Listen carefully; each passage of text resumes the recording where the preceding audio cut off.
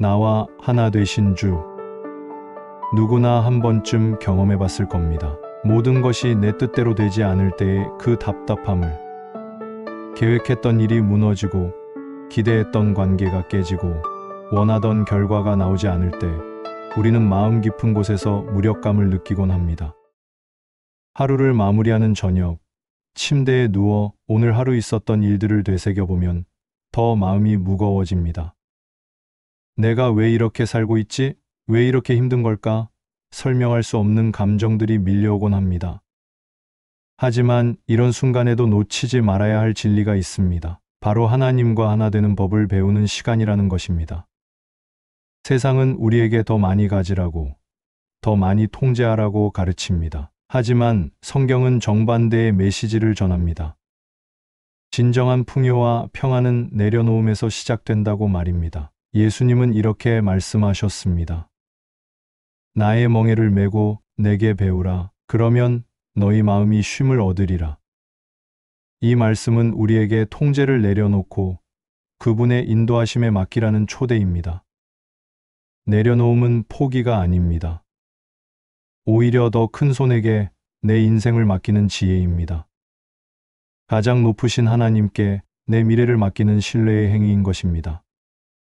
잠들기 전 우리의 마음이 가장 취약해지는 그 시간은 사실 하나님과 가장 친밀해질 수 있는 황금의 시간입니다.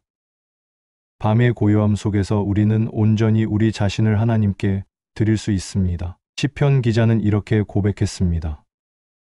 내가 밤의 주를 기억하며 내 영혼이 주를 사모하나이다. 그는 밤의 시간을 하나님과의 깊은 교제의 시간으로 삼았습니다.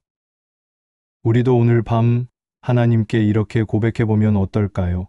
주님, 오늘 하루 저의 계획과 생각들을 내려놓습니다. 제 뜻이 아닌 주님의 뜻대로 이루어지기를 원합니다. 내려놓음의 첫 단계는 바로 감사입니다. 시편 100편 4절은 이렇게 말합니다. 감사함으로 그의 문에 들어가며 찬송함으로 그의 궁정에 들어가서 그에게 감사하며 그의 이름을 송축할지어다. 하나님께 나아가는 첫걸음은 언제나 감사입니다. 하루를 돌아보면 불만이 먼저 떠오를 수 있습니다. 하지만 데살로니가전서 5장 18절에서는 범사에 감사하라. 이것이 그리스도 예수 안에서 너희를 향하신 하나님의 뜻이니라고 말씀합니다. 감사는 감정의 문제가 아닙니다. 정황과 상관없이 하나님께서 우리에게 원하시는 태도이며 선택입니다. 당연하게 여겨졌던 것들 안에 하나님의 은혜는 가득합니다. 오늘 밤 침대에 누워 하루를 돌아보며 이렇게 기도해 보세요. 하나님, 오늘 하루도 함께해 주셔서 감사합니다. 모든 순간 속에 주님의 손길이 있었음을 인정합니다. 부족하고 연약한 저를 인도해 주셔서 감사합니다. 감사의 기도로 하루를 열었다면 이제 회개의 기도로 하루를 정리할 시간입니다. 요한일서 1장 9절은 만일 우리가 우리 죄를 자백하면 그는 미쁘시고 의로우사 우리 죄를 사하시며 우리를 모든 불의에서 깨끗하게 하실 것이요 라고 약속합니다. 회개는 자신을 심판하는 시간이 아닙니다. 오히려 하나님이 미쁘시고 의로우심을 경험하는 시간입니다. 진정한 회개는 죄를 인정하는 데 그치지 않고 그 순간부터 하나님의 뜻에 맞게 살아가는 결단입니다. 다윗은 자신의 과오를 인정했을 때 이렇게 고백했습니다. 하나님이여, 주의 인자를 따라 내게 은혜를 베푸시며 주의 많은 긍휼을 따라 내 죄악을 지워주소서. 이처럼 회개는 죄의 무게를 스스로 감당하려는 몸부림이 아니라 그 무게를 하나님께 드리는 신뢰의 표현입니다. 잠들기 전 고요한 시간에 이렇게 기도해 보세요. 주님, 오늘 하루 동안 제 마음과 생각과 말과 행동 가운데 주님을 기쁘시게 하지 못한 것이 있다면 용서하여 주옵소서. 깨끗한 마음으로 내일을 맞이할 수 있게 해 주십시오. 인생은 끊임없는 선택의 연속입니다. 큰 결정부터 작은 일상의 선택까지 우리는 매 순간 방향을 정해야 합니다. 그럴 때마다 우리 마음속에서 조용히 울리는 질문이 있습니다. 이 길이 맞는가? 하나님, 정말 이게 주님의 뜻입니까? 잠언 3장 5절에서 6절은 이렇게 말합니다. 너는 마음을 다하여 여호와를 신뢰하고 내 명철을 의지하지 말라. 너는 범사의 그를 인정하라 그리하면 내 길을 지도하시리라.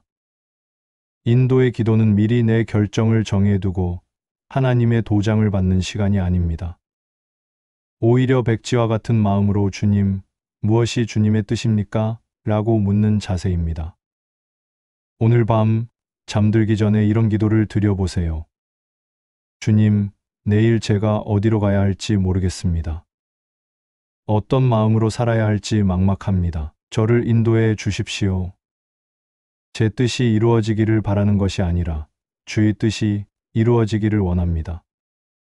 하루가 끝나갈 무렵 우리는 내일에 대한 걱정으로 잠 못 이룰 때가 많습니다. 오늘의 실패들이 머릿속을 떠나지 않아 마음이 무거워지곤 합니다. 그런 밤일수록 우리에게 가장 필요한 기도는 믿음의 선언입니다. 히브리서 11장 1절은 믿음은 바라는 것들의 실상이요 보이지 않는 것들의 증거니라고 말합니다. 믿음은 하나님의 약속을 있는 그대로 믿는 것입니다. 현실이 아무리 어두워도 하나님은 빛이시며 그 빛은 어둠을 이깁니다. 이사야서 41장 10절의 말씀처럼 두려워하지 말라. 내가 너와 함께 함이라 놀라지 말라. 나는 내 하나님이 됨이라 라는 약속을 붙잡고 우리는 내일을 기대할 수 있습니다. 말씀을 사랑하시는 여러분, 구독, 좋아요 누르시면 더 좋은 말씀을 제일 먼저 만나실 수 있습니다. 오늘 밤 이런 고백을 드려보세요. 하나님, 저는 오늘도 약했고 부족했습니다. 하지만 주님은 어제나 오늘이나 내일이나 동일하신 주님을 믿습니다. 내일도 주님이 이끄실 것을 믿습니다. 모든 것이 합력하여 선을 이룰 것을 믿습니다. 내려놓음이 어려운 이유는 결과를 당장 볼 수 없기 때문입니다.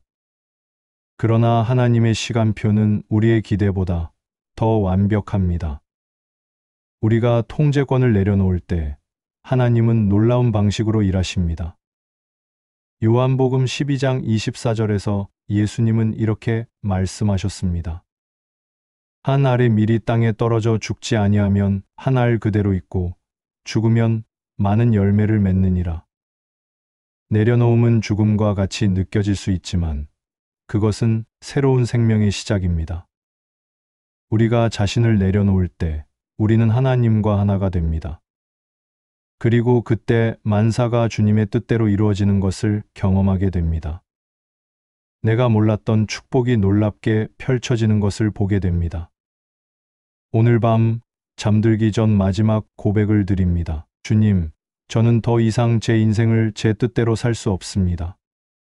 제 생각보다 크신 주님의 뜻을 신뢰하며 저 자신을 주님께 온전히 맡깁니다.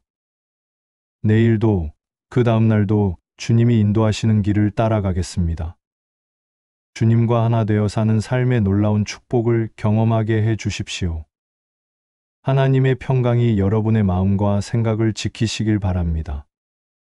또 다음 영상에서 만나 뵙겠습니다.